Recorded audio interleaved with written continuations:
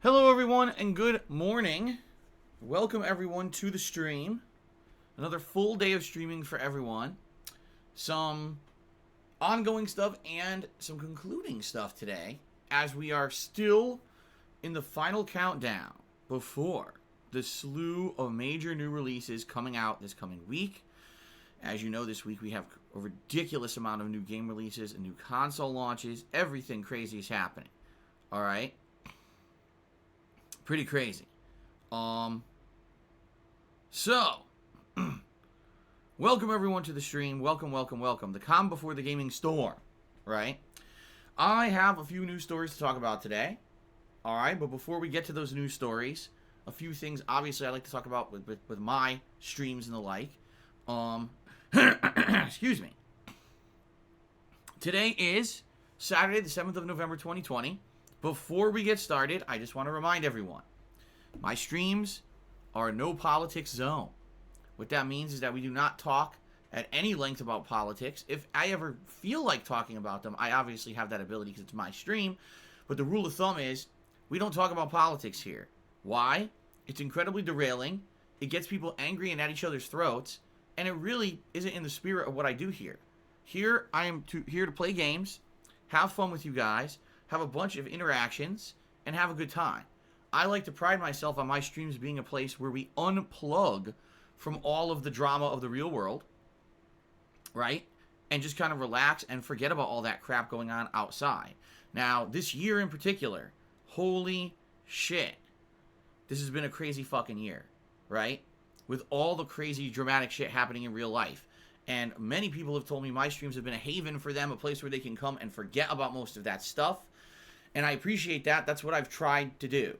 Every once in a while, yes, I will bring up something from the outside world, like politics, but usually not. And today, I may or may not on the pre-stream briefly address something. But this is not going to be a place where we're going to be talking about this stuff at length. And open discussion of this in the chat, in general, is not allowed, simply because people can't get along when they disagree on politics. And it's sad to say, but it is true. Maybe if everyone could come here and discuss politics in a very rational and very peaceful, nice, respectful manner, that'd be different. But sadly, I haven't seen that. I've seen that whenever people start talking about this kind of stuff, they get very angry with each other, very uncivil, and I don't want my stream to be about that, all right? So, despite the fact that in real life today there may be developments in the real political climate of the United States, I'm not going to talk about that, all right? And I hope that you guys will respect my wishes and also not talk about that as well, all right? Fair enough? Okay. Now, a few things before we get to the schedule. I am curious on you guys and your opinion on something that I've been doing for the past week, at least from those who've been... all right, let me just summarize it. On Twitter, there's a new feature. The feature on Twitter is that you can record your voice from your phone directly and post it onto Twitter. You don't need to use a third-party app. You don't need to use a video. You don't need to do anything. You could just literally talk to Twitter, and it posts your audio right away. Okay, it's audio posting on Twitter. They just enabled this for me in the last week. So this week, every night on Twitter, I do two things. I put up my normal schedule, which is text-based. This is something that I've been doing for many years. I think, I want to say like 4 straight years, I've been doing this text-based schedule daily on my Twitter, at They Call Me DSP. Okay? But also, I've started doing an audio-only schedule. In this schedule, I just talk. And for like, a minute and a half, I'll tell you the schedule for the next day and the next few days, so you know exactly what to expect. Okay? Now, I haven't gotten a lot of feedback about it. The feedback I have gotten is that it's good. That people are like, wow, that's good. It's if you don't want to have to sit there and read, and you could just listen back to audio. Now, I have followers who are handicapped, in particular, some people who are blind, and some of the criticism they've given me over the past few years is, everything you do is great and accessible. We love that you do all kinds of accessible things in your content, except that your schedule isn't accessible at all. It's a picture. It's not actual text that we can read. It's a picture that you post up on your Twitter, and we're blind. We can't read the picture. So to know your schedule, we basically have to rely on others to read it for us. Okay? So that's why I this week when this capability was added to Twitter, I said, it sounds like something good that I can do. But obviously, whenever I'm doing something new, I like to get feedback. Okay? So if I could get some feedback on what you guys think about me doing the audio only schedule every night, I'd appreciate it. It's not new. It's not much more work for me. I mean, it's like me spending 2 extra minutes reading the schedule. It's not a big deal. So if it is something beneficial, then I'll keep doing it. Right? But if not, then I won't. But it seems like, at least in general, the few people who've responded to it say that it's a positive thing and they like it. So give me more feedback, please. Fair enough? Okay. That's all I ask. Please give me some feedback. Okay? How do people enjoy gameplay if they can't see it? Because they can hear it. You'd have to go ask Super Blind Man on that, because he's listened to many of my playthroughs over the years and really enjoys them. So ask Super Blind Man how he enjoys my content. Okay. Now, speaking of my streams, let's talk about what is coming up, because yes, it is still the calm before the gaming storm, but we are getting ever closer to that gaming storm. It is right around the corner, everybody. So, here we go. Today, I'm continuing on with Watch Dogs Legion here on the main gameplay stream. Yes, I'm well aware that many people don't like this game. I'm on the fence about the game. There's moments of the game that I really like, and certain parts of the plot that are interesting. And there's parts of the game I really hate, and parts of the plot that I feel are incredibly boring. Right? So it's kind of a mixed bag for me. Okay? And I'm curious, what you guys obviously have been thinking. But as you know, I've been having to keep playing this game nonstop. Usually I wouldn't do this. Usually I do variety in my streams, and I balance my streams so that I'm not playing the same game every single day.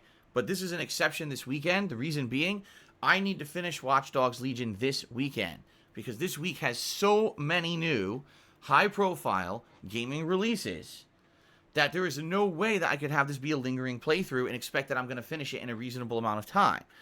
Especially with the fact that there's another open-world Ubisoft game coming out on Tuesday. Can you imagine me trying to play 2 of these at once, in addition to all the other new stuff coming out? It's just not going to work. Okay? It's not.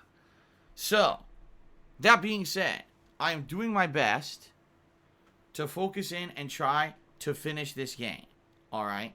From what I understand, I gotta finish up the plot line I'm in now, the story plot line, which shouldn't be long. I think we're on the last mission, or next to last mission of this plot line. Then there's one other major story plot line where we need to break up the slavery ring that's been going on in London. And that's several missions. And then apparently after that, it's the conclusion plot line, which is another series of missions, and that's the end of the game. The thing is, every one of these plot lines has been taking about a 1 major stream to finish. And this one I did yesterday, I didn't even finish. 3.5 hours, I didn't even finish it. Okay? So what I'm expecting is I'll probably finish it for this plot line today, start the new one, maybe get a big chunk into it. Tomorrow, hopefully finish it, and then hopefully be able to finish the game. I hope. Because I really am nervous about not finishing the game. Alright? But we'll see. But today, another 3 to 3.5 hours of major focus on Watch Dogs Legion, where we try to get as far into it as we can. I'm going to say this up front yet again. I agree with all of you that this game is not as good as Watch Dogs 2. I'm disappointed, just like all of you. But I need to get through it, and I hope you guys will understand that. Just because we all agree the game's not as good as Watch Dogs 2 does not warrant people just sitting in the stream chat and constantly complaining about the game. Right? Blah, blah, blah. Whine, whine, whine. The game sucks. The game sucks. I get it. Alright? I get it. But I want to get through it. That way I can give you my honest opinion at the end compared to the other Watch Dogs games. I've already invested 5 to 6 major streams into this. I'm not going to drop the game at this point. There's also nothing else to do in place of it right now. If I were to just drop Watch Dogs Legion, what would I do for 2 days? Nothing, because there's no time to play anything and not leave it completely unfinished in 2 days. So I'm just going to keep going. Alright? And again, if you don't like it, fine. I understand that and I respect that. Do not sit on my stream constantly complaining that the game is bad. That is completely unproductive, toxic, and it basically makes the stream a negative place. I don't want that. I had people complaining the other day. This was about 3 streams ago, that even though the game was actually interesting, there were too many people sitting here and complaining in the stream chat about the game sucking, and they didn't feel like it was a good place to watch a playthrough because there were too many negative people. They couldn't even talk without people just whining about the game constantly. So that's why a couple days ago I started enforcing this rule. We're not going to allow people to just sit here and crap on the game constantly. If you don't like it, that's fine. That's your opinion. But we all agree, so keep that opinion to yourself or leave. Come back this week when, holy shit, there will be so many new releases coming up this coming week that there will be absolutely no reason to be complaining about Watch Dogs Legion once they all come out. Okay? Fair enough? Who were those people? None of your business. I'm not going to tell you their names. I'll just tell you, Kazkari, they were definitely regulars, stream regulars, who I sometimes talk to behind the scenes about stuff. A couple of them actually emailed me and said, you know, Phil, this is unfortunate because, you know, we like to follow along everything you do. These are people who will watch my streams no matter what game I'm playing. And they say, you know, we're trying to enjoy Watch Dogs Legion, which is tough because the game's not great. And you were actually in a good segment of the game for once. And everyone in the stream chat, and a good 8-10 people, were all being negative jerks. And it just made it unbearable to be there and participate. So that's why I started enforcing this rule a couple days ago. Okay? So I hope you guys understand. It's not that I don't want people to be able to be honest about their feelings about the game, but I think we all know everyone's feelings about the game. It's underwhelming and it's disappointing. It should have been a better game, but they went the route of having disposable characters, which makes it completely a lack of investment in these characters. You don't care about them. If they die, who gives a shit? You can just go find another one, right? So because of that, there's really no risk reward to anything, and it makes the game a lot less invested, and it makes the plot a lot less interesting. Okay? So we know that. There's no reason to sit here and crap on the game constantly. Alright? Please understand that. There's much more things to talk about. We can hang out, talk about the future of games coming up this week. We can have a good time. It has nothing to do with the fact that the game is kind of lackluster. Alright?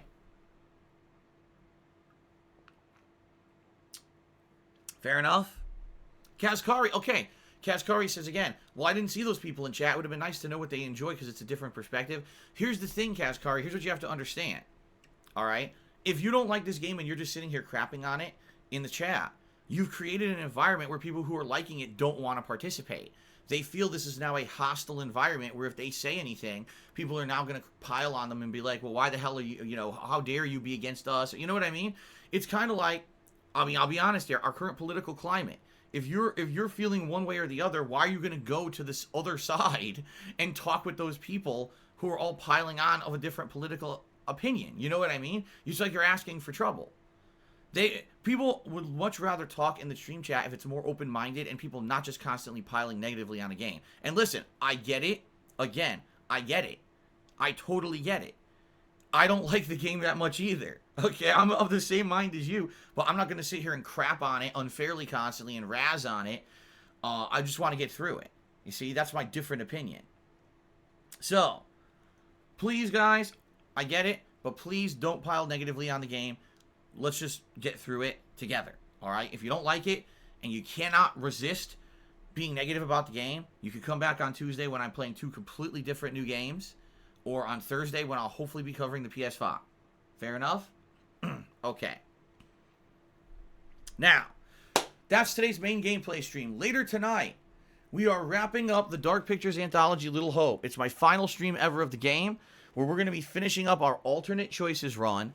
The first stream that I did of alternate choices, I tried to steer these characters towards being positive to each other and having positive character traits. Because from my understanding, when you give them positive character traits, it allows them to survive at the end of the game as long as you do all the QuickTime events correctly.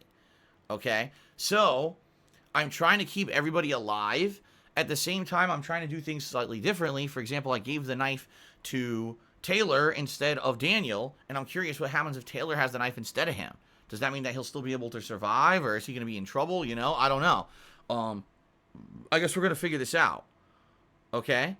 So, we'll see tonight. I'm excited to actually see how my choices, my different choices, are going to lead to a completely different outcome, or will it be a similar outcome? We're going to find out tonight, but either way, it'll be a send-off to Little Hope until the final game comes out. I think it's supposed to be next year. I guess we'll see. Alright? Alright. Then on Sunday, it is the hopeful conclusion of Watch Dogs Legion. I'm hoping that this big push that I made this entire weekend here is paying off, and I'll be able to finish Watch Dogs Legion tomorrow, because I really want to finish this playthrough before the new games come out. Okay? Okay. Good. Then, tomorrow night is going to be dependent on how the first stream goes. So, if I do finish Watch Dogs Legion on the first stream, then tomorrow night it's going to be a 2-hour chill session of Genshin Impact. Alright? Which people seem to like. People have been enjoying that game. I've actually had quite a few people tell me behind the scenes that they're liking the playthrough and they hope that I do a full playthrough of it, which I don't know if I will. Like I said, I never committed to that. I think it's a good time filler game. It's a good game for like a chill night when there's nothing else going on to play. I don't feel that it's a game that's like super gripping in the plot or anything, but it's definitely a game that's interesting and has a lot of open world content like Breath of the Wild. So, okay, fair enough. So that's tomorrow night. Now, if I don't finish Watch Dogs Legion, tomorrow's main stream, then tomorrow's late stream is also going to be Watch Dogs Legion, and I'm going to try to finish it. So just to forewarn everyone, it's likely tomorrow I may be playing Watch Dogs Legion all day long in an effort to finish the game, if we need the extra time. Okay? We'll see what happens, but I got to get this game done before the new releases this week. Okay? I am not here on Monday. That's my day off for the week. I know that's different. I know that usually Tuesday's my day off, but this week I'm doing it differently to align with the release of these new games. So Monday is my day off from streaming. I'll be back on Tuesday with a double new release day. The first gameplay stream will be Assassin's Creed Valhalla, and the second stream will be Yakuza 7 Like a Dragon. Okay? Then on Wednesday, we're flipping it. We're flip-flopping, like John Kerry. Even though no one will understand that reference at this point, so old. But anyway, we're flip-flopping like John Kerry. It'll be Yakuza 7 on the first stream, and then it will be Assassin's Creed Valhalla on the late stream. So within the first 2 days, okay, of these games' releases, each game will be played about 6 hours, which will be pretty good. 6 hours of new gameplay of each new game within a couple days of release. Very nice. Then on Thursday, Thursday's the big day, guys. Thursday's the release of the PlayStation 5. It's what everyone's waiting for. As much as some people are hinting, oh, we're so excited for the Xbox Series X, there's no new games for Xbox Series X. It's games that everyone else will be playing anyway. The real big thing going on this week is the release of the PS5 on Thursday, when people will actually be able to play console-exclusive games. I'm excited for it, just like you. So, my PS5 is pre-ordered. The status is updated on Amazon. It claims it is arriving on Thursday, but it doesn't say when. So, the day will be as follows. Depending on what game you guys liked more over Tuesday and Wednesday, whether it was Assassin's Creed Valhalla or Yakuza 7, that game will be the main gameplay stream on Thursday. Okay? We will play that game as the main gameplay stream on Thursday. If my PlayStation 5 gets delivered during the course of the day, I will stop everything and we will convert everything over to the PlayStation 5 launch stream, where it will be a live unboxing, hooking up of the console, getting it working with my capture setup, checking out the dashboard and all the features that are installed right from the get-go, testing out the hardware such as the DualSense controller and the 3D Pulse headset that's supposed to be delivered with it, and then downloading games. And I fully believe that even if this PlayStation 5 shows up early in the day, I probably won't even get a single game downloaded in time to play it on that first stream. I firmly believe that. Everyone's going to be getting these things on launch day, and everyone's going to be trying to use them, and I guarantee you the network will be absolutely slammed, and no one will be able to play a damn thing on launch day. I almost guarantee you that. Seriously, like that's exactly what I'm expecting. So we'll see what happens, but that's kind of the initial stream that I'm going to be doing of the PlayStation 5. Now, once we finally get games downloaded to the system, then yes, I will begin to check out games. The very first game I'll be playing on PlayStation 5, absolutely guaranteed without exception, will be Bugsnax. Bugsnax is a game of the generation. It is the very first must-play killer app of the next gen, and I cannot wait to play Bugsnax. I can't believe what they've done. They've changed the gaming landscape. There's no way. I can't. I don't know if I'm going to handle it. Like this may be my final stream. My brain might explode. playing Bugsnax on Thursday. Okay? So anyway, Bugsnax will be first, and then of course other games you guys have expressed you want to see me play right away are Demon's Souls and Spider-Man Miles Morales. So in reality, those are probably the 3 major games I'm going to download onto my PlayStation 5 at launch and check out. Now, if my PlayStation 5 does not show up earlier on in the day, then the entire first gameplay stream will be whatever you guys wanted, whether it was Assassin's Creed Valhalla or Yakuza 7. And then my late gameplay stream will be whatever game I didn't play on the first stream. And again, we'll play it by ear. If the PlayStation 5 isn't here, we'll just do a normal gameplay stream. If it shows up, then we'll convert the stream and flip it over. I fully expect we will not begin actual gameplay on the PlayStation 5 until Friday. Okay? Maybe not. But I don't foresee getting the PlayStation 5 early, hooking it up with 0 problems, getting the games downloaded on there, and actually being able to play them all on Thursday. I just don't foresee that happening. I think it's going to take time, and I think that it's going to be... whenever you have a new console, you're going to have a few things you gotta work out, you know? Whether it will be getting the console working with my capture setup, whether it'll be getting the games to download because the network will be slammed on launch day, you know. Also, there's the fact I don't know when it's showing up. It's supposed to be delivered on Thursday, but what if it isn't? Or what if it shows up at 8 p.m., right? So I'm not guaranteeing you guys anything, but we'll see what happens depending on the delivery of the console. All right? Now, hopefully I do get it on launch day. The rest of the streaming week, which is Friday, Saturday, Sunday, and Monday, is solely dependent on what happened with the delivery of the PlayStation 5. If the PlayStation 5 did not show up, on Friday, we're going to be playing Call of Duty Black Ops Cold War anyway. Okay? And I'll be honest with you guys. I want to play the multiplayer on launch, but I don't know how it's going to work. You guys know what happens usually with Call of Duty on launch day, right? Call of Duty typically on launch day is a nightmare. Usually the connections are a mess. There have been a couple exceptions to this where on launch day it worked very well. But I really like the multiplayer of Black Ops Cold War, and I really want to play it on launch day, which is this Friday, but I don't know if I'm going to be able to, all right? So if I don't get my PlayStation 5, well, shit, then I'll play it on PS4 Pro. But if I have my PS5 in hand, I'm going to buy it on PS5 and play it on PS5. Okay? And that's going to be Friday. Now, will it be all day Friday? I don't know. Maybe I'll play multiplayer on the first stream and the campaign on the late stream.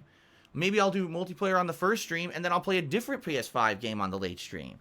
If the PS5's not here, maybe I'll do multiplayer on the first stream and I'll switch to a different game like Assassin's Creed or Yakuza 7 on the late stream. I don't know what I'm going to do. Okay? But it's all completely viable options, and I like having options. I like the fact that I'm going to have multiple new games, here to play. It's going to be kind of like a kid in a candy store, right? You're like, oh my God, look at all these great new games around me for me to check out, and I don't know what I want to play first or what I want to play next because it's all good stuff, right? That's a great feeling. You can hear the excitement in my voice. That's a great feeling to be surrounded by new fun games and be like, man, I don't even know what I want to play. People are going to be excited to watch me play whatever I play. I love that feeling, and we have not had that feeling in a long time. I'm serious. Like, most of these new releases that have been coming out have been lackluster, have been underwhelming. And to now have a series of games where I can pick and choose what I want to play of these new games, hopefully some of them are good. I'm excited. I am pumped, man. I am. I'm really pumped for later on this week. I'm feeling great.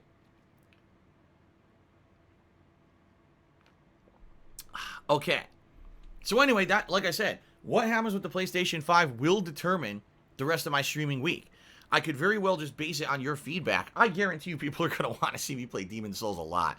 People are going to be like, Demon's Souls, Demon's Souls, Demon's Souls every day. And I don't know if I'm going to do it every day. Maybe I'll do it a major stream or two, and then for variety, we'll play the other stuff too. Because I know, like Call of Duty, I get hooked. When I play a multiplayer game like that and I like it, I end up getting hooked. And then I want to play more and more of it. And especially because this will be my first opportunity to play a competitive game on a new controller, the DualSense. And I'm going to really want to see how that DualSense is going to tie in to playing a first-person shooter online. Oh, man, I can't wait. I can't wait. I am excited. I'm excited, my friends. Okay? So anyway, that's the deal for this weekend. And I hope you guys are as excited as I am. All right? The only other new stuff coming out this month after Call of Duty is Hyrule Warriors Age of Calamity. And I hate to say it, but it really is unfortunate that it's coming out on the 20th of this month. unless you're someone who's not getting a next-gen console, which is a lot of people, and you have a Switch and you really care about this, I get the feeling that game's going to be mostly glossed over and brushed under the rug, and you're not going to have many people talking about it because people are going to be so invested in the new consoles and the new games that sadly it's probably going to be, forgotten. I liked the demo. I just played the demo this last weekend. I really enjoyed it. And I was like, man, that's a good game that maybe I would like to play. But I can't imagine people wanting to see me play that instead of the other new releases on PlayStation 5, I couldn't imagine that happening. So, we'll see what happens, all right? But that is my plans for the rest of the month is essentially play all the new games on PlayStation 5, have fun with it, cover them at my own pace, juggle between them, so that way people are getting good gameplay of each game, and it's not like they have to wait a week to see each game, But other games, just to forewarn everyone, games such as the Sackboy game, the Astro game, Godfall, and I think there was one more. There's like 4 other games that are launch titles for PlayStation 5. I'm not going to be playing at launch. I'm going to be too busy with Spider-Man, Demon's Souls, Bugsnax, and Call of Duty, as well as continuing Assassin's Creed Valhalla and Yakuza 7 to really be caring about those games. I'm not saying I'm not playing them. I'm saying we got to get through the other games that I'm more interested in before we get to those, okay? So, it should be interesting. A great month. I'm excited, okay? All right, a few other odds and ends before I get to current event stories I'd like to talk about. First of all, ladies and gentlemen, thank you so much for your support so far this month. One of the things going on this month is the return of the subscriber goal. We are 1 week into the month, and we have seen a significant increase in subs on the channel, and I appreciate that. I think we went up about 30-plus subs this week alone. The subscriber goal for the channel is 825 concurrent subs at any point during the month of November. We're currently at 781 and climbing, okay? If we hit 825 subs at any point during November, that will put a lock into doing a holiday marathon event for Christmas. All right, it won't be on Christmas, but likely it'll be right before Christmas at some point, 1 or 2 days before. During this marathon event, I usually dress up in festive attire, and I drink, meaning drinking some beer, some eggnog, sometimes some hard liquor, depending. And I usually have a very good time with it. It's usually a combination of things that are more festive, if there are like holiday-themed games people can come up with. But what I'm going to do this year is mix it up, and I'm going to do some multiplayer stuff. Likely I'll be doing some Call of Duty Black Ops Cold War, and likely I'll be doing some Fall Guys, I'm thinking. By then, they might have holiday-themed stuff out for Fall Guys, okay? So I'll be balancing that with games that you guys nominate, because yes, you will have the chance to nominate games, and I'll be picking the nominations that I feel are best that fit this marathon setting for a really cool event, okay? So it should be fun, all right? So please consider subscribing. If you're not subbed to the channel, there's so many benefits you get for being a subscriber, including access to over 40 emotes right here on the channel, getting a cool Chat Crown badge to show off how long you've been an ongoing supporter, and of course, if I run advertisements, which I at least do for 1 major ad break a day, you don't have to watch them. If you're a paid sub, it skips those ads, and everyone knows everyone hates ads, including me, so it's definitely a big benefit, right? Okay. Alrighty then. Excuse me. So, that's the deal, my friends. In addition to that, please, if you can, right now, I need as much support via tips as possible to afford all of the games that I have to buy in the next week. In the next week, I've got to get AC Valhalla, Yakuza 7, Demon's Souls, Spider-Man Miles Morales, and Call of Duty Black Ops Cold War. So that's 5 games I have to buy in the next week. Plus, I have to buy the PlayStation 5 and the headset for it. All right. So, the point I'm making here is, holy shit, this is going to be a lot. It's not going to be cheap, It's going to be a lot. And I need help with that. If you can tip me, it would help me tremendously. And I'll be honest with you guys, this week so far has been pretty slow for tips. Yesterday in particular, I didn't hit a tips goal either stream. I didn't even come close to hitting the tips goal either stream. And so your support would be very appreciated because I need help. I need help affording all these games. All right. So please, if you could tip me today, please do. That is the preferred method of contribution. Hey, if you cheer, if you sub, all that is appreciated as well. But tipping right now in the short term to get through this next week would help me tremendously. All right. So please consider it. If you like the streams, you like the content, you want me to cover all the games that I'm mentioning, you want me to be able to afford it, please consider tipping me. Okay? Fair enough? All right. All right. All right, guys. Now let's get and move on to current events here. Okay? First of all, one of the big news stories this morning, the Assassin's Creed... Assassin's Creed? What the frick? That's not what I meant to say at all. The Mass Effect Legendary Edition Trilogy. The rumors have been true. Mass Effect is being remastered for modern consoles, although it's hilarious because they're basically PS4 versions, even though the PS5 is coming out. It's PS4 versions of the Mass Effect trilogy. All 3 games remastered with better graphics and tweaks and the like. Okay? I know, we're all shocked. We had no idea this was happening, even though there's been strong rumors about this for about a year now that this was happening. It's finally been announced this morning. All right. It's going to come out in spring of 2021, supposedly. That could be anything, because spring starts in March and it goes all the way through June. So it could be any time frame in there. And yes, it is all 3 games, Mass Effect 1 through 3. Now, I just replayed Mass Effect 2 earlier this year. So no, when I get this trilogy, I absolutely not will be replaying Mass Effect 2. There's no point. But I'll probably replay Mass Effect 1, which is my favorite game in the trilogy, because that's the one that I played back in the day before I made any content for YouTube. I played the game multiple times. I really enjoyed it. And honestly, Mass Effect 1 is a game that is good, but is hampered down by not running very well. There's actually multiple times in Mass Effect 1 where the game chops up and has a terrible frame rate and actually is prone to crashing repeatedly for various reasons. I guess they just couldn't optimize the game, on the hardware at the time. Now, of course, you're talking over 10, 12 years ago. So I would love to see if they remaster this game. Can it run well on modern hardware? I hope so. Okay? Now, also, I would love to replay Mass Effect 3 because I've only played that game once. And even though it's certainly not the best in the trilogy, I felt that the game went way more towards a run-and-gun feeling and didn't really care about the RPG factor anymore. I do feel that it is a good game in its own right. And it ties up so many different plot lines and things, some satisfactorily and some not so satisfactorily, which is why there was such a backlash when the game originally came out. But I would like to play both of those, okay? So Mass Effect 1 and 3, I'll probably be doing playthroughs of in the first half of 2021, dependent on when the collection comes out. No, I'm not going to be playing them back to back. That would be pretty stupid. I'd probably give it a break in between, so we'll see what happens, okay?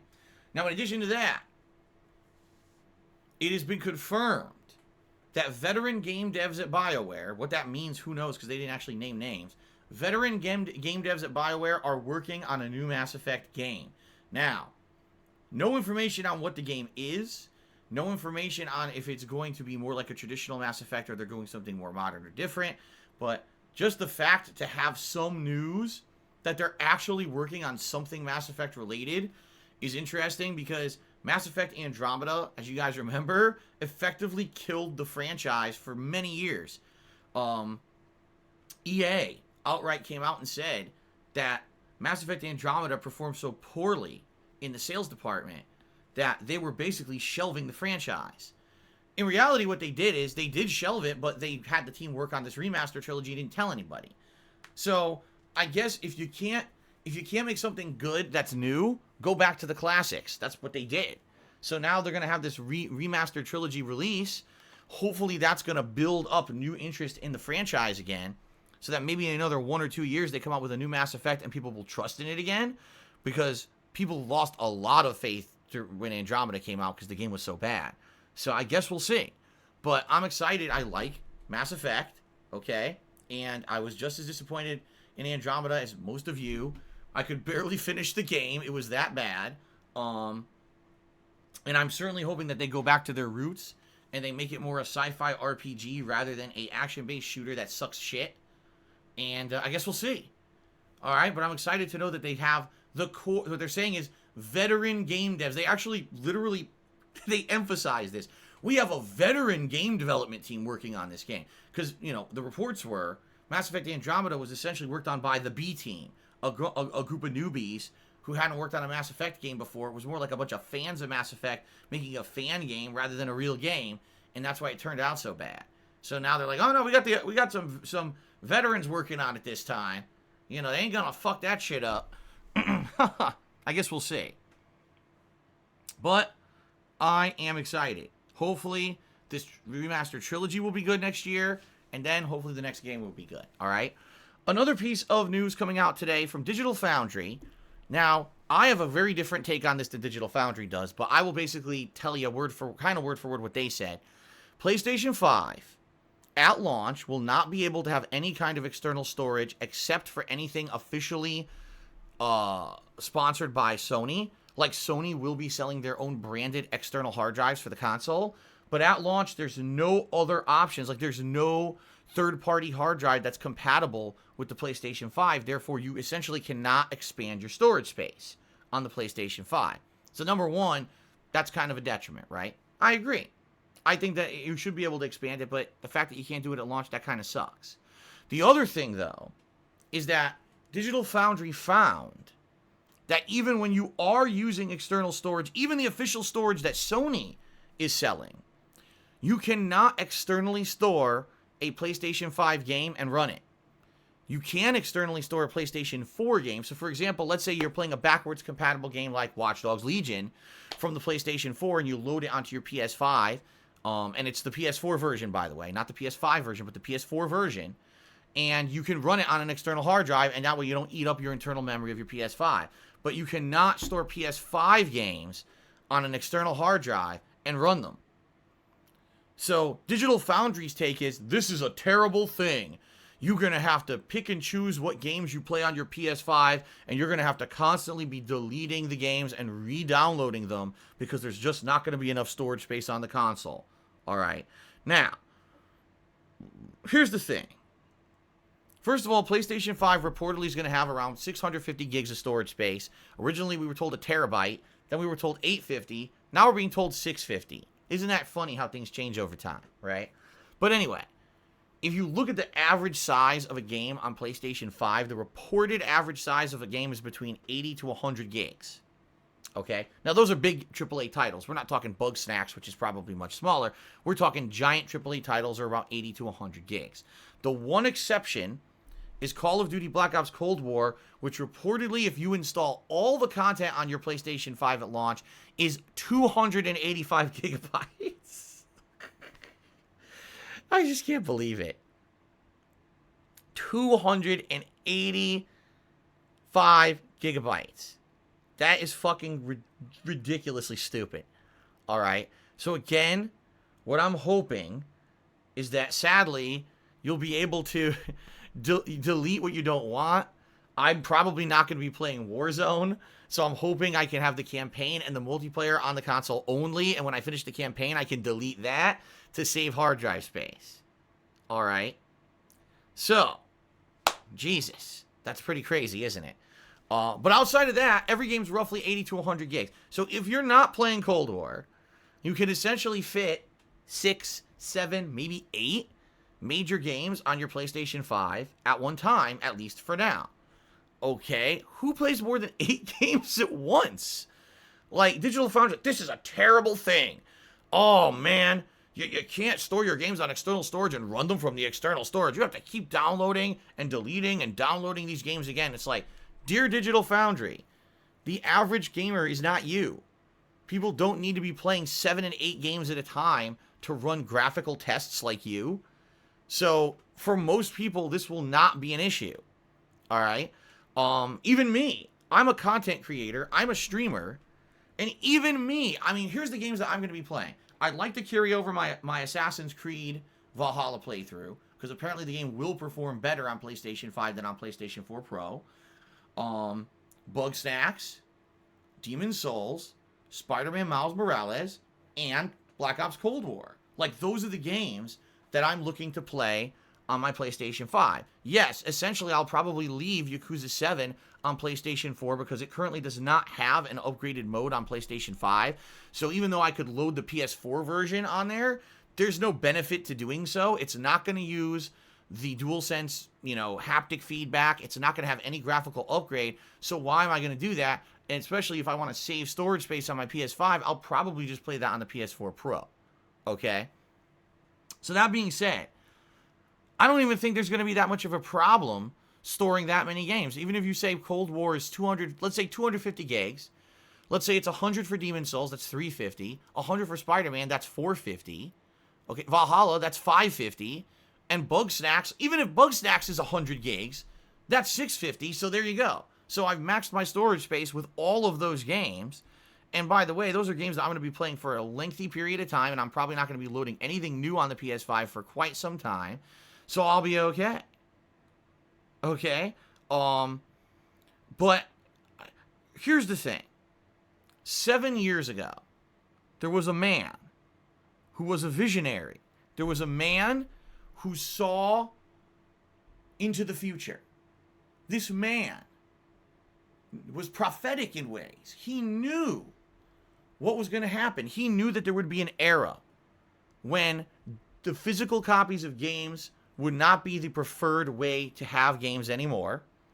He knew that things were going to go all digital. He even went as far to say, you're going to need a good internet connection in order to play games because everything's going to be going digital. And if you don't have it, you're just going to be stuck playing the last gen of console. All right? This man was, I'm telling you, it's like this guy, he had a crystal ball and he could see 7 years into the future. The problem was, this guy was an incredibly cocky, elitist, overbearing douchebag piece of shit named Don Matrick, who, when he presented these ideas to the public at E3 2013, he basically insulted every single person possible by basically saying you need to be like a rich bastard, and you... The way he said it was so fucking stupid that everyone hated his guts. It's sometimes it's not about the message. It's about how you relay that message. And this guy was one of the worst PR guys I've ever seen in my life, yet he was the head of Microsoft Studios at the time. And a lot of people attribute the launch failure of the Xbox One console to this man. Okay? But if you look 7 years later now, in 2020, okay, we're in the midst of a pandemic.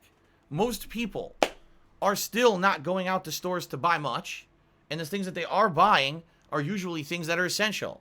They're not going to go to a store to buy something physically that you can just get over the internet, right? Most of us are watching television, movies already digitally over the internet, and we don't go buy discs anymore, right?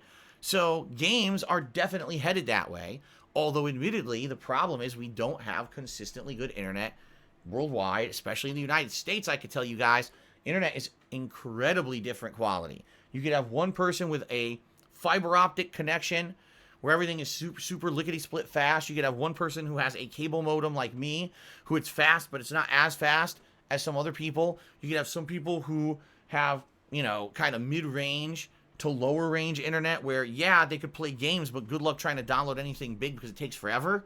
Then you got people who use satellite internet that's incredibly finicky. You got people who are still using old school style DSL internet. It's just not consistent. There's not consistent internet quality in the United States. Okay? So the problem here is, if you're one of the people who has good internet like me, maybe it won't be a big issue. Maybe the fact that you cannot store your games externally on a hard drive on PlayStation 5 won't be a big issue because, okay, today I'm going to play Bugsnax and Assassin's Creed and Call of Duty. In 3 days, I want to play Demon's Souls and something else, and I need to re-download it. Big deal. Set it up, it'll download within an hour, or set it up overnight, right? But some people don't have that luxury. Okay? They just don't. Some people, they're going to have to download this shit for days in order to get a game loaded onto their console. And for those people, I do feel this is going to suck. It feels like the technology is moving at a pace where most people aren't either going to benefit from it or most people can't even take advantage of it. How many people out there have 4K televisions that they're going to be playing every single new game at 4K resolution and really taking advantage of the visuals of the next-gen consoles? In reality, it's way less than you think. Even though a lot of people are like, oh yeah, 4K TV is very mainstream. How many people bought a TV in the last 3-4 years and it had 4K standard, you know? I'm going to tell you right now, not many. All right, but that's the thing, is that people just seem to kind of take it for granted that, you know, everyone does have that. It's not, you know. Sure, if you're a PC gamer, you probably have a top-of-the-line monitor and a top-of-the-line setup for your rig. But outside of that, most console gamers are way more casual. They're not running out and constantly buying new hardware, new equipment to get the optimal experience out of their gaming systems, right? So they don't have a full surround sound headset. They don't have a gaming theater in their house. They don't have a giant 4K TV. They just hook their console up to whatever they have and they play it. So people aren't going to take advantage of a lot of these things that everyone's touting are the big things about the next-gen consoles. Oh, by the way, now the storage space is small, the games are bigger, and you're going to have to download these games constantly and shift them around. Oh, shit, this is going to be a pain in my ass because my internet ain't so great. You see?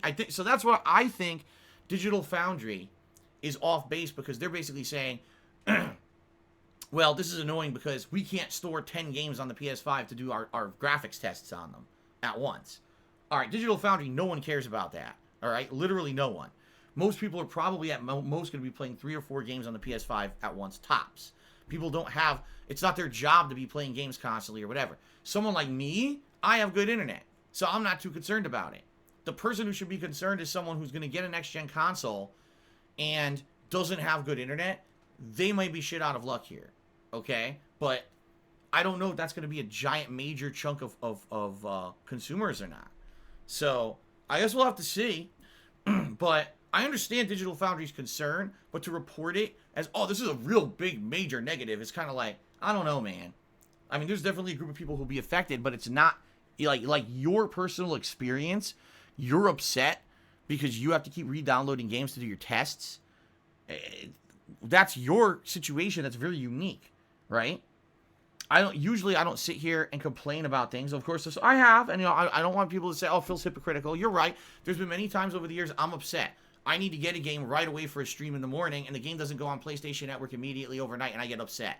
Well, Phil, that's your problem because you're a content creator. That doesn't really affect us. We're the common gamers. We don't care. Fair enough. But to be a major reporting outlet like Digital Foundry and to put out a mainstream article, front page on your site, basically saying PS5 is bad because you can't store your games on an external hard drive and run them, is kind of like, who is really affected by that? Besides Digital Foundry, not many people. So I didn't really think that it was very pertinent, the article. I mean, it's good to know that this is an issue. I don't think it's a giant issue like they're kind of spinning it. I think that's more their personal nitpicking because it annoys them. You know, it's their pet peeve with the console. Most people are not going to give two shits about this. Okay? All right. Last thing I'm going to say, and I'm going to say this very briefly. Some people may take this as political. I assure you it is not.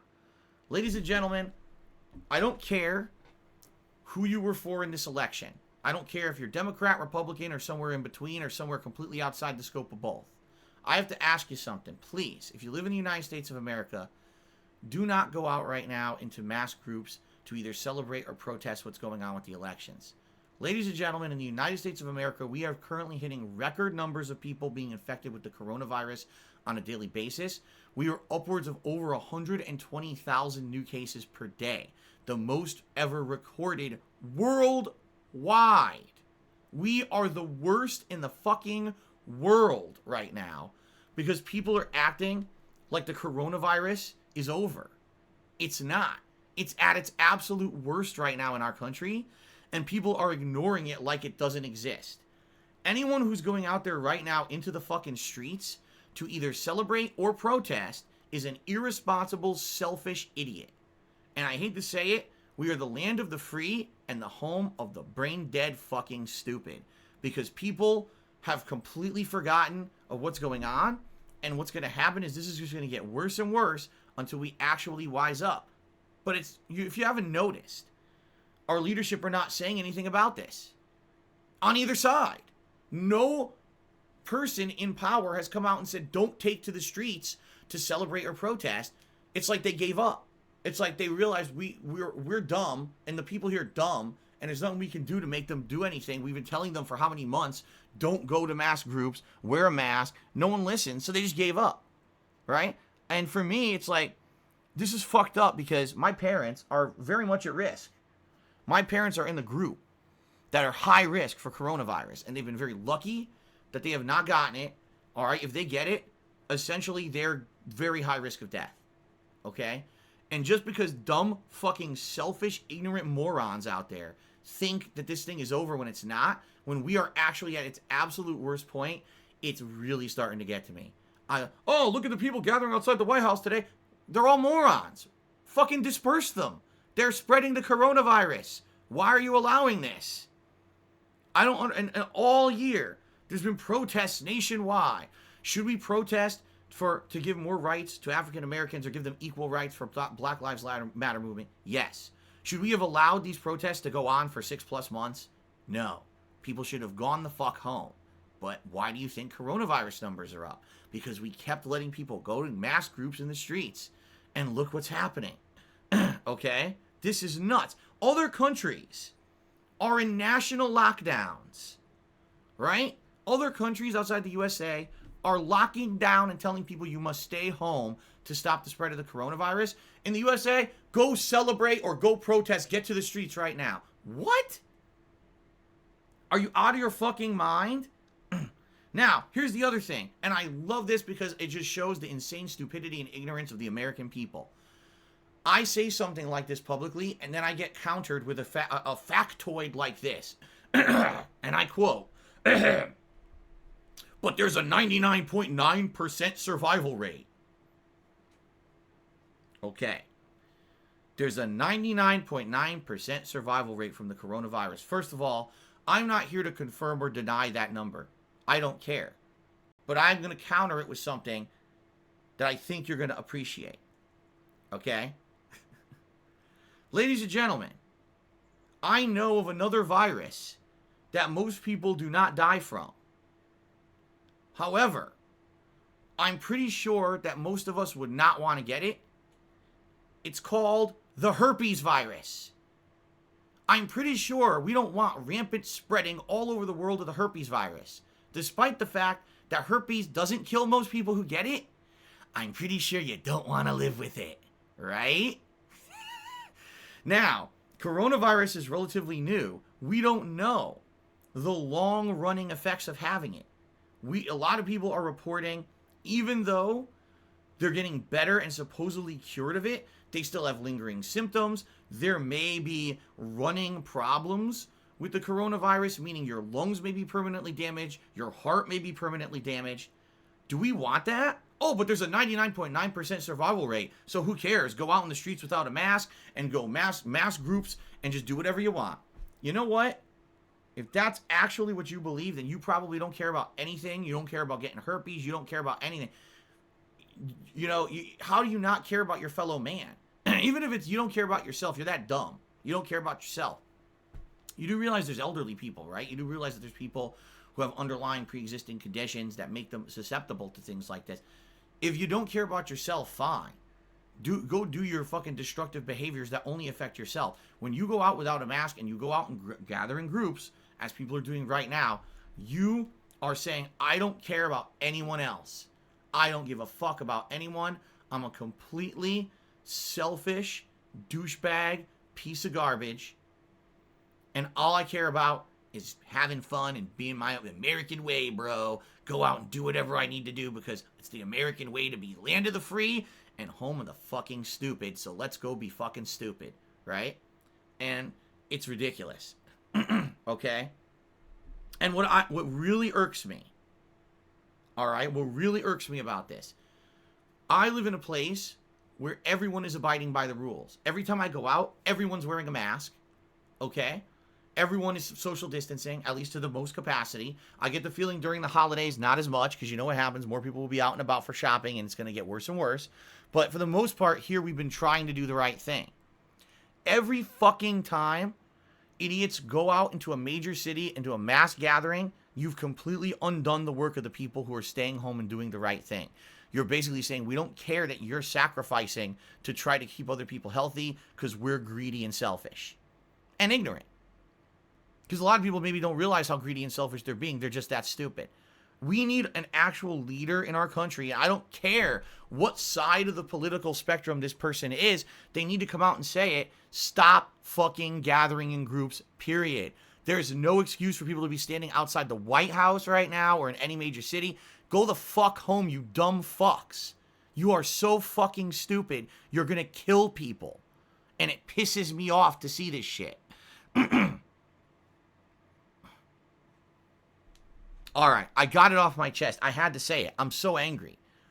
I am so angry because I'm nervous. I don't want to get sick. I don't want my family to get sick. And I don't want my parents to fucking die because these people are so dumb and selfish. And our politicians in this country will not lead us. They refuse to lead us. Okay. Ladies and gentlemen, let's get to shout-outs. I'm done talking about that. Okay? All right. All right, we start off with Darkside Elon, who cheered and said, no one put a gun to your head and told you to play this. You got your $60 back, and obviously people don't like the game. You think it's crap, also drop it. I've already addressed this on the pre-stream, and I'm not going to waste any more time talking about Watch Dogs Legion. We've already addressed it. Then he cheered again. He said, if your audience is complaining about the game, maybe they might be onto something. We already addressed this on the pre-stream, and I'm not going to waste time talking about it. Okay. Horatio Rousalon cheered. He said, you got this, Phil. Fly cargo drones, but fly them fast. All right. RPG fan cheered. He said, would you say I've had good behavior since I've been back, or would you say I could use improvement? Mixed bag. For the most part, you haven't gotten yourself into trouble, but there's a couple things you've been saying that did irk me. But I was trying to be nice. All right. Okay. FPG Duck did a 100-bit cheer. He said, let's hope the Amazon delivery guy doesn't throw the PS5 over your gate. Yes, I know. They did that. Luckily, when they did that, it was a box of trash bags that I had ordered off Amazon. The reason I do get them off Amazon is because they're super duper cheap on there compared to buying them at any store. So I get them off Amazon, and the motherfucker just threw it over the gate. Because he was at the wrong gate. You know, my facility has 2 gates. He goes to the back gate that doesn't open. Even though, you know, Amazon delivery has specific instructions on what they're supposed to do when they deliver to this community. He ignored them completely and threw the fucking package over the back gate. So, if he does that, I'm going to be very upset. I would like to say something extreme like I would find him and throw him over a cliff. But I'm not going to say that because I would never do that. But I'll just be very upset. Let's just put it that way. Rob on Wheels did a 500-bit cheer. He says, will Valhalla solely be on PS4? No, here's my plans, Rob. My plans are to start the game on PS4 on Monday. Play it, excuse me, not Monday, on Tuesday. Misspoke. Play it for several days, you know, Tuesday, Wednesday, maybe Thursday. When the PlayStation 5 shows up, what I would like to do is see, as a very first test case, how does it work transferring your game from one console to the other? So likely what I would do is download the you know, PlayStation 5 version, which supposedly you're supposed to get. If you buy the game on PS4, supposedly you're supposed to be able to, for free, download the game, the PS5 version, on the PS5. So that's what I'm going to do. I'm going to try to download it on PS5, and I'm going to upload my game save to the cloud, and I'm going to try to implement importing the game save into the PS5 version and see if we can continue on with the playthrough. If it doesn't work, we can always go back to PS4. Keep in mind, this is definitely a situation where it's a test. It's the very first time I'll be doing anything like this, and I'm curious to see how it works. Will it work smoothly, or will it be full of issues? I guess we're going to find out together. That's one of the cool things about this coming week and a new console launch, is seeing how the features work. This is an advertised feature of the PlayStation 5 that if you buy a game on PlayStation 4 that has a next-gen version, it's supposed to be a free upgrade. You should be able to download it and convert the save file through the cloud and transfer it from one to the other. Okay? So I guess we're going to see what happens. If it works, it works. If it doesn't, then yes, I will continue the playthrough on the PlayStation 4 Pro. But let's see what happens. Okay? Thank you, Rob, for the 500-bit cheer. Biggest contribution of the day. Appreciate that. Carlton Jr. cheer says, sounds to me like when the Anthem flopped, BioWare realized that Mass Effect is their real bread and butter, and hopefully they won't try to make that Mass Effect another games-as-a-service microtransaction game. If they do, I'd predict that's the end for BioWare. And it would be sad because it wouldn't be BioWare's fault. It would essentially be EA's fault. But I definitely feel that'll be the end for BioWare. You will not see them making games anymore. You can't go through this many flops. First, Assassin's Creed. Oh my god, I keep saying Assassin's Creed. First, Mass Effect Andromeda, then Anthem. Double flopped. If they do another one, it's over. So, you gotta hope for the best here. I don't want BioWare to go away. I don't. They're working on a new Dragon Age. If they go away, we're fucked. Right? I like Dragon Age. I want a new one. Hopefully, they do put out something that sells. Horatio Rousalon cheered and said, it's pretty scummy, though. There's no reason for Sony to not accept normal solid-state drives. It's just to make you pay for their overpriced SSD with a digital check mark. Not like they're making their own file system or something. They're going the Apple way. I agree with you. I actually completely, 100% agree with you there. It's not like if someone gets a third-party hard drive to work with this thing, somehow they're going to fucking reverse engineer the goddamn console. And now automatically, oh my god, look at that. No, why would they do that except they want more money, at least initially, right? Because they've said there will eventually be third-party hard drives that'll work with this thing, but Sony ain't allowing it yet. They want to make a big-ass chunk of money at the launch of this console. They want people running out and saying, oh, fuck, I don't have storage space. I need to buy the hard drive. So, I agree with you there. I think that the third-party hard drive should work with it.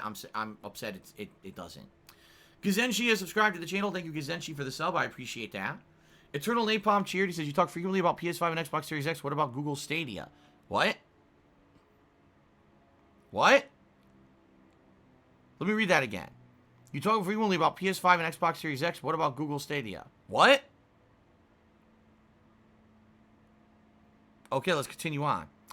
Frog Detective cheer. He says, 99.9% of survival. Ask the people if they would like to roll a 1,000-sided die. And if they roll a 1, they die. Yes. Frog Detective, if someone responds to you saying don't group in gathering or don't do mass gatherings because you may spread the virus or you may die yourself, and they say there's a 99.9% chance of survival, they are saying, yes, I would like to roll a 1,000-sided die and see if I die. That's actually what they're telling you. That's actually what they're telling you. Now, what they don't tell you is, oh, well, you may not die, but you may be sick for a very long time, feel like shit, wish you were dead, and then have residual symptoms afterwards. By the way, you'll also be spreading that to other people, so other people are now forced to roll that 1,000-sided die. It's not that only you have to roll the die. It's that everyone around you now is forced to roll the die because you are a selfish piece of garbage. A garbage human who doesn't care about themselves or others around them. So there you go. I think you guys know my feelings on this. Okay? Dooley258 has resub for 57 months. Holy shit. 57 months. I appreciate that. And then he said a political statement that I'm not going to read, but thank you, Dooley, very much for 57 months of support. That is crazy. Arch Tekken tipped me $1 and says, about your opinion on how no gamer would hold many PS5 games on their external hard drives, what about gamers who don't want to re-download 100 gigs just to play something when new content drops? Some don't have funds for better internet nor storage. That's my point. What I'm saying is, in America especially, excuse me, we don't have people with consistent internet. We just don't. Even in 2020, there are a lot of places that have great internet, and there's still a good amount of places that don't. And you're absolutely right. What I'm feeling is this. On launch day of PS5, people are going to have a completely different experience, and here's why. Some people are going to be able to play games right away. Whether they bought them physically or not, everyone who tries to play a game on launch day of PS5 is going to be sitting there waiting for shit to load. Because remember, the games on the discs aren't even the full game. That's maybe a fraction of the real game. You got to download a ginormous day one patch, no matter what game you're playing. So you're going to be waiting anyway, whether you bought it on disc or not. And you're going to have some people that are going to be able to play games on launch day, and they're going to be thrilled. And you're going to have people who are going to have to wait 2 days before they play a game because of the internet. They're going to have to download so much shit. Seriously. It's shit. That's bad. Okay? So for me, my point is, I don't think it's as big of a deal as Digital Foundry's making it out to be, because I think that they're seeing a very narrow-minded perspective. At the very same time, there very well will be people affected by this. And I think it is bullshit, but, you know, I don't think it's going to affect everyone widespread. Chances are, if you're getting a PS5, you probably have at least decent internet, or else why are you getting a PS5? You know everything's going to be digital. Like, let's face it, the future is digital. This pandemic has forced that hand. So if you're not understanding that, and you're getting a PS5, not understanding you don't have good internet, you can't really do shit with it, I think you're kind of getting yourself into trouble here. Okay? Reptoid did a 100-bit cheer. He says, thanks for the stream, but... What? Oh, I don't even know what the hell he's talking about. Some other streamer. I don't know. Well, thank you for the cheer. Amplatory2 resubscribed for 36 months in a row. That is 3 years of support for Amplatory2. Thank you very, very much, Amplatory2, for that support. I appreciate that. Okay. Let us now get to shout-outs. All right. Thank you to the following people who are currently the top cheerers of the week. Keep in mind that these stats will reset over Sunday night. So we got today and tomorrow. If you guys want to become one of the top cheerers of the week, you still have that opportunity to do so. Thank you to the following. Frog Detective is in 10th place. Excuse me. Golden Colt is in 9th. Spartan King and Ripley Atomic are tied for 7th place. Major Riot is in 6th place. Conversialist is in 5th. Sambuca 2020 is in 4th place. Ninstar Rune is in 3rd. Rob on Wheels is currently in 2nd place. And Hygienic Streamer Tips is the top cheerer of the week so far. Thank you guys for that. In addition, thank you to those of you who have gifted subscriptions to the channel this week in an attempt to hit the subscriber goal. As I said, this week we actually did see a jump in subs, and I appreciate that. So thank you to the following people. Wooback Baby 94, DC Fan 200, Beast Bod, and Big D's, among others, all gifted a single sub to the channel. Sadly, the other people got cut off from the list, but those are the ones who show up, so thank you guys for that. Not Elon Jusk, Django Pops, and Ultima Cloud 7 each gifted 2 subs each to the channel, excuse me. Cashmere Goat gifted 3 subscriptions each to the channel. Dr. Tony Huge has gifted 5 subs to the channel this week. And in first place, ladies and gentlemen, Murdoch with 10 gifted subscriptions. Thank you very much, Murdoch, for the 10 gifted subs. Much appreciated. All right, so, ladies and gentlemen, I'm about to go on a brief break to use the restroom before we start up here with Watch Dogs Legion continuing today. Just a reminder, I really do need your support today with tips. The last few days have been very slow with tips, and I actually need tips more than ever right now to afford all the games this week. So if you could tip me today, I would really appreciate it. It's not mandatory. It's not expected. But I am very appreciative of anyone who would tip me today to help me out with the cost of all these games in the next week. Thank you so much to anyone who does tip me in the next week. I really do appreciate your help. Okay? All right.